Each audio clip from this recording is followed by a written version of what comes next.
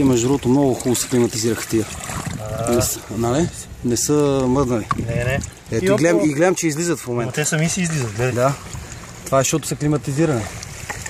Супер.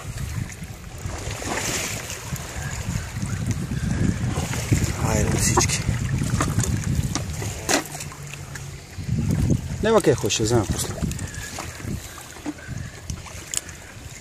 Снимаш ли? Да.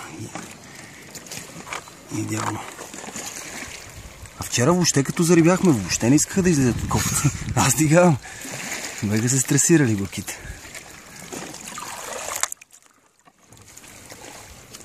Ей, как плуват. Красавици. Сомчета какви са готни.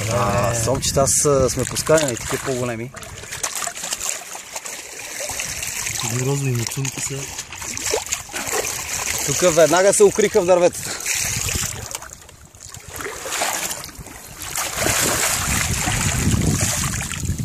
Всички избегаха. По ще ги съберем, фърли, няма къде това. Зарибяваме язовир Искър. Благодарение на Сдружението Риболовен клуб, приятели. Мене пошахме хапът по краката, така че излиза по-бавно. Да не ги... Не верам.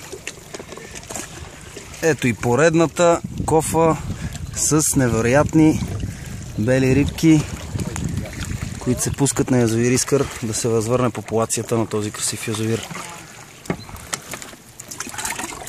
Виж, по-бързо излезнах от другите. Да, тук си по-малко. Като се климатизират, по-бързо излизат. Директно. Това не е да ги изсипаш с бидоните, не се прави така. Вие сте готови с двете кофи? Да, готови сме, изчезваме. Айде кратко да следващия клуб.